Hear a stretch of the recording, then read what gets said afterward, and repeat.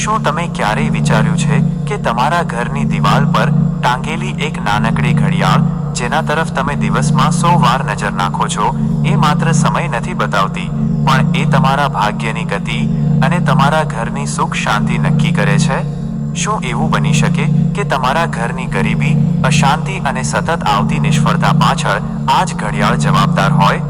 તમારા ઘરમાં થતા રોજબરોજના મામૂલી ઝઘડા જે ક્યારેક ભયાનક સ્વરૂપ ધારણ કરે છે, મહેનત કરવા છતાં પૈસાની એવી તંગી કે હાથમાં આવેલી તક છેલ્લી ઘડીએ છીનવાઈ જાય, તેજસ્વી બાળકોનું ભણવામાંથી અચાનક ઉઠતું જતું મન કે બિઝનેસમાં અચાનક ડૂબતા મોટા ઓર્ડર્સ, આ બધું જ કદાચ એક જ ઈશારો કરે છે, અને તે છે તમારા ઘરની ઘડિયાળની ખોટી દિશા. હું જાણું છું, અત્યારે તમને સાંભળવામાં આ વાત કદાચ અકલ્પનીય લાગશે. તમને એમ થશે કે શું પ્લાસ્ટિક, કાચ કે ધાતુની બનેલી એક નિર્જીવ વસ્તુ આટલું મોટું પરિવર્તન લાવી શકે? તો આજે હું તમારી સામે એક એવી સત્ય ઘટના રજૂ કરું છું જે તમારી વિચારવાની રીત જડમૂળથી બદલી નાખશે. હું નામ બદલીને વાત કરીશ, પણ આ ઘટના 100% હકીકત છે. રાજકોટના એક ખૂબ જ મોટા ઉદ્યોગપતિ હતા, જેમને આપણે લક્ષ્મણભાઈ કહીશું. હીરાના વ્યવસાયમાં તેમનું ખૂબ મોટું નામ હતું. સુરતથી લઈને છેક એન્ટવર્પ અને બેલ્જિયમ સુધી તેમનો વેપાર ફેલાયેલો હતો. કરોડોની મિલકત, આલિશાન બંગલો, નોકર ચાકર અને સુખ સાહેબીના તમામ સાધનો તેમની પાસે હતા. પણ કહેવાય છે ને કે સમય બદલાતા વાર નથી લાગતી. વર્ષ 2019ના અંતમાં કંઈક એવું બન્યું કે જાણે તેમના જીવન પર કોઈએ કાળો પડદો પાડી દીધો હોય. જે બિઝનેસ વર્ષોથી નફામાં ચાલતો હતો, તે અચાનક ખોટમાં જવા લાગ્યો. વર્ષો જૂના વિશ્વાસુ ગ્રાહકો રાતોરાત મોઢું ફેરવવા લાગ્યા, અને બેંકના હપ્તાઓનું વ્યાજ પહાડ જેવું ભારે લાગવા માંડ્યું. વાત માત્ર વેપાર પૂરતી સીમિત ન રહી, ઘરનું વાતાવરણ જાણે ઝેરી બની ગયું. તેમના પત્ની સ્વાતિબેન, જે હંમેશા હસમુખા રહેતા, તેમને અચાનક અજાણ્યો ભય લાગવા માંડ્યો. બ્લડ પ્રેશર એટલું વધી ગયું કે રાત્રે ઊંઘમાં તેઓ ત્રાડ પાડીને જાગી જતા. તેમની દીકરી, જે હંમેશા ક્લાસમાં પ્રથમ આવતી, તે અચાનક ગંભીર હતાશામાં ડૂબી ગઈ, અને MBA થયેલો તેમનો દીકરો ગમે તેટલી મહેનત કે ઇન્ટરવ્યૂ આપે પણ ક્યાંય સફળતા મેળવી શકતો નહોતો. લક્ષ્મણભાઈએ અનેક વિદ્વાન જ્યોતિષીઓને બોલાવ્યા, વિધિઓ કરાવી, ઘરનું રસોડું તોડીને વાસ્તુ મુજબ નવું બનાવ્યું, પાણીની ટાંકીની દિશા બદલી, પણ પરિણામ શૂન્ય હતું. આખું ઘર જાણે વિનાશ તરફ જઈ રહ્યું હતું. એક રાત્રે 2:30 વાગે ખૂબ જ હતાશામાં તેમણે એક વાસ્તુ નિષ્ણાતને ફોન કર્યો, અને ધ્રુસકે રડતા અવાજે કહ્યું કે, સાહેબ, હવે બધું પૂરું થઈ જશે એવું લાગે છે. મારો પરિવાર બરબાદ થઈ રહ્યો છે. નિષ્ણાત જ્યારે બીજે દિવસે તેમના ઘરે પહોંચ્યા, ત્યારે ઉંબરો ઓળંગતા જ તેમને એક અજીબ નકારાત્મક દબાણનો અનુભવ થયો. જ્યારે તેમણે લિવિંગ રૂમની બારીકાઈથી તપાસ કરી, ત્યારે તેમની નજર દક્ષિણ દિશાની દિવાલ પર ગઈ. ત્યાં એક ખૂબ જ મોટી, કાળા રંગની અને અણીદાર ખૂણાવાળી લંબચોરસ ઘડિયાળ ટાંગેલી હતી. એ ઘડિયાળની સોયનો અવાજ એટલો કર્કશ હતો કે શાંત રૂમમાં તે હૃદયના ધબકારા જેવો ગુંજતો હતો. Tick tick tick.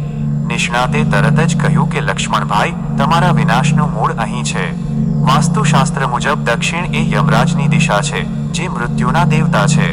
જ્યારે તમે સમય બતાવતી ઘડિયાળને યમની દિશામાં મૂકો છો, ત્યારે તમે તમારા જીવનના દરેક શુભ સમયને ધીમે ધીમે અંધકાર તરફ ધકેલો છો. અહીં મૃત્યુ એટલે માત્ર શારીરિક અંત નહીં, પણ ધંધાનું મૃત્યુ, શાંતિનું મૃત્યુ અને પરિવારની ખુશીઓનું મૃત્યુ. તેમણે એ જ ક્ષણે એ ઘડિયાળ ત્યાંથી હટાવી દીધી અને બીજે દિવસે તેને પૂર્વ દિશાની દિવાલ પર લગાવી. તમે માનશો નહીં, પણ માત્ર 7 જ દિવસમાં ચમત્કારિક ફેરફાર દેખાવા લાગ્યા. સ્વાતિબેનનું બીપી કાબૂમાં આવ્યું, દીકરીના ચહેરા પર ખોવાયેલું સ્મિત પાછું આવ્યું, અને લક્ષ્મણભાઈને જે પેમેન્ટ માટે મહિનાઓથી ધક્કા ખાવા પડતા હતા, એ ચેક સામેથી ઘરે આવી ગયો. આ કોઈ જાદુ નથી. વાસ્તુશાસ્ત્ર એ પૃથ્વીના ચુંબકીય ક્ષેત્ર અને પંચભૂતની ઉર્જાનું ગહન વિજ્ઞાન છે.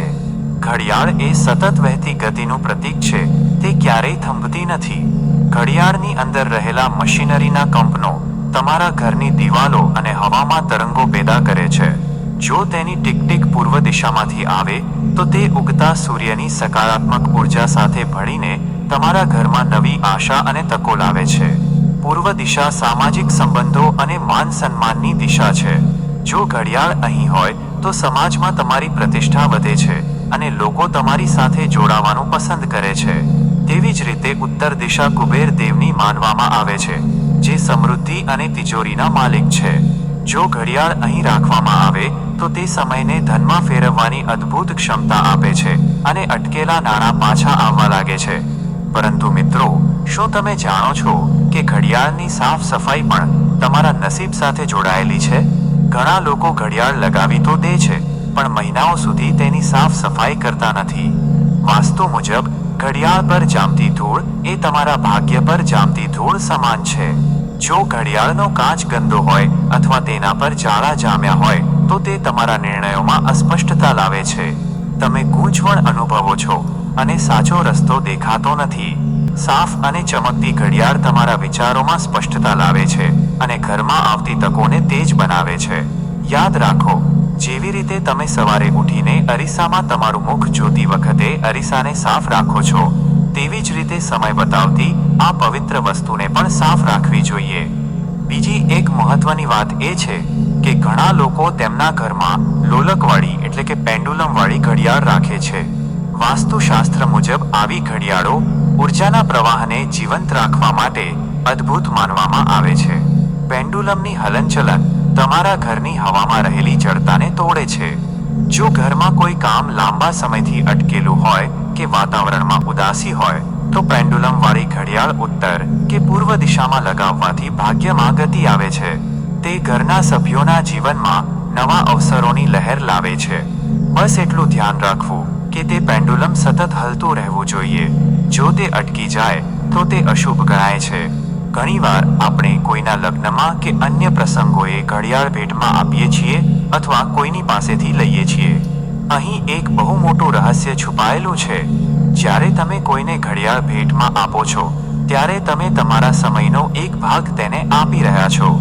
જો તમારો સમય ખરાબ ચાલતો હોય અને તમે કોઈને ઘડિયાળ આપો તો તમારી નકારાત્મકતા બીજા પાસે જાય છે.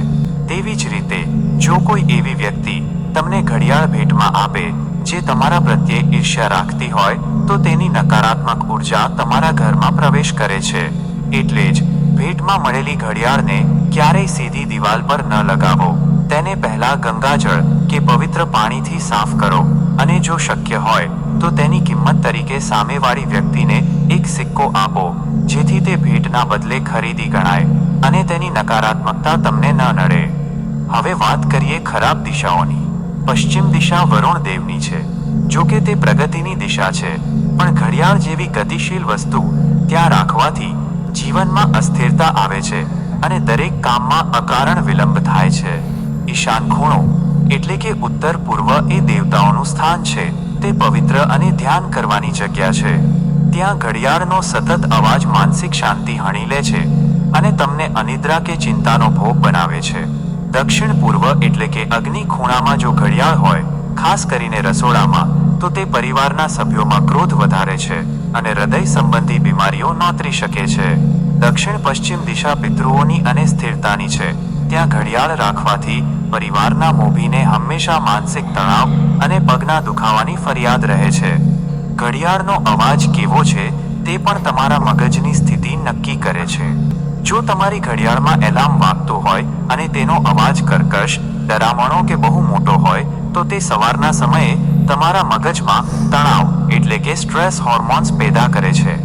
વાસ્તુ કહે છે કે સવારની શરૂઆત મધુર અવાજથી થવી જોઈએ. જો તમારી ઘડિયાળમાં સંગીત અથવા પક્ષીઓના અવાજ જેવી સુરીલી ટ્યુન હોય તો તે તમારા દિવસને સકારાત્મક બનાવે છે. તેવી જ રીતે રાત્રે સૂતી વખતે ઘડિયાળની ટીક ટીક જો બહુ મોટી હોય તો તે તમારા અર્ધજાગ્રત મનને સતત જાગતું રાખે છે, જેનાથી ઊંડી ઊંઘ આવતી નથી. ઘડિયાળનો આકાર અને રંગ પણ તમારા જીવન પર ઊંડી અસર કરે છે. વાસ્તુ મુજબ ગોળ આકારની ઘડિયાળ સર્વશ્રેષ્ઠ છે, કારણ કે તે બ્રહ્માંડની અનંત ગતિ અને સમયચક્રનું પ્રતીક છે. તે તમારી સંપત્તિ અને સુખને ગોળાકારમાં નિરંતર વહેતી રાખે છે. ચોરસ ઘડિયાળ ઘર કે ઓફિસમાં સ્થિરતા આપે છે, પણ લંબચોરસ ઘડિયાળ મધ્યમ ફળ આપે છે. જો કે ત્રિકોણાકાર કે અણીદાર ખૂણાવાળી ઘડિયાળો તો ભૂલથી પણ ઘરમાં ન રાખવી. તે વાસ્તુમાં તીર જેવું કામ કરે છે, જે સીધું તમારી પ્રગતિ પર વાર કરે છે.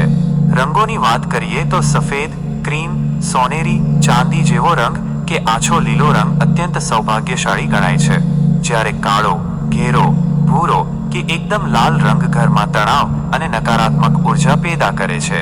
ખાસ કરીને લાલ રંગની ઘડિયાળ જો બેડરૂમમાં હોય તો તે પતિ પત્ની વચ્ચે ઉગ્ર દલીલોનું કારણ બને છે. સૌથી ગંભીર ભૂલ જે ઘણા લોકો કરે છે તે છે બંધ પડેલી ઘડિયાળ. વાસ્તુ કહે છે કે બંધ ઘડિયાળ એટલે અટકેલું ભાગ્ય. જો તમારા ઘરમાં કોઈ ઘડિયાળ સેલ ખતમ થઈ જવાથી કે બગડી જવાથી બંધ પડી છે તો તેને તરત જ રિપેર કરાવો અથવા ફેંકી દો.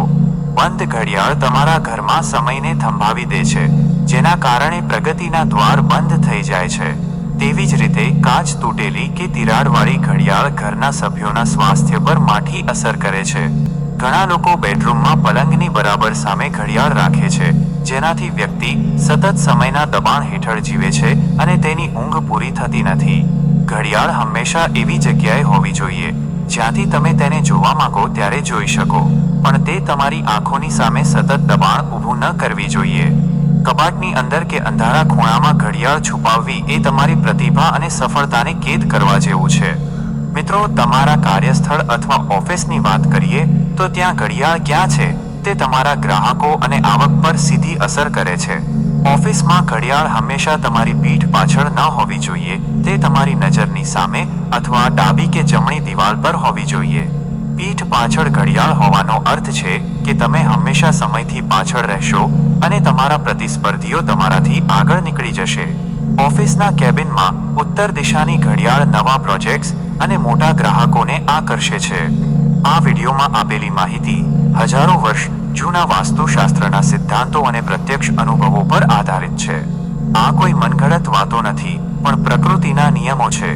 જો તમે તમારી ઘડિયાળને યોગ્ય દિશામાં મૂકો છો તો તમે બ્રહ્માંડની પોઝિટિવ ઉર્જા સાથે જોડાઈ જાઓ છો. જો તમને લાગે છે કે ઘણી મહેનત કરવા છતાં પણ તમને જોઈએ તેવી સફળતા નથી મળી રહી, તો આજે જ તમારા ઘરની દરેક દિવાલ તપાસો. દિશા સુધરશે તો જ દશા સુધરશે. સમય તમારી મુઠ્ઠીમાં હોવો જોઈએ, સમય તમારા પર હાવી ન થવો જોઈએ. આ વિડીયો બનાવવાનો અમારો ઉદ્દેશ્ય માત્ર જ્ઞાન ફેલાવવાનો છે. જો તમને આ વાતમાં તથ્ય લાગ્યું હોય અને તમે પણ તમારી ઘડિયાળની દિશા તપાસી હોય તો કોમેન્ટમાં ચોક્કસ લખજો કે મારા ઘરની મુખ્ય ઘડિયાળ પૂર્વ દિશામાં છે. જે કોઈ મિત્ર આ કોમેન્ટ કરશે તેમને હું વ્યક્તિગત રીતે આશીર્વાદ અને શુભકામનાઓ પાઠવીશ. જો તમને આ વિડીયો ખરેખર ઉપયોગી લાગ્યો હોય તો તેને લાઈક કરજો અને તમારા મિત્રો કે સગા સંબંધીઓ સાથે જરૂર શેર કરજો, કારણ કે તમારી એક શેર કોઈના બરબાદ થતા ઘરને બચાવી શકે છે. આવી જ રોમાંચક, પ્રેરણાદાયી અને જીવનલક્ષી વાસ્તુ રહસ્યોની વાતો જાણવા માટે આપણી ચેનલને હમણાં જ સબસ્ક્રાઇબ કરો અને બેલ આઇકોન દબાવો, જેથી આવનારા નવા વિડીયોની અપડેટ તમને મળતી રહે. યાદ રાખજો, ઘડિયાળનો કાંટો બદલવો ખૂબ સહેલો છે, પણ જો સમય વીતી ગયો તો તેને દુનિયાની કોઈ તાકાત પાછો લાવી શકતી નથી. ઈશ્વર તમારા ઘરમાં સુખ, શાંતિ અને અખૂટ સમૃદ્ધિ આપે તેવી પ્રાર્થના સાથે રજા લઉં છું. આભાર. ફરી મળીશું એક નવા અને અદ્ભુત રહસ્ય સાથે.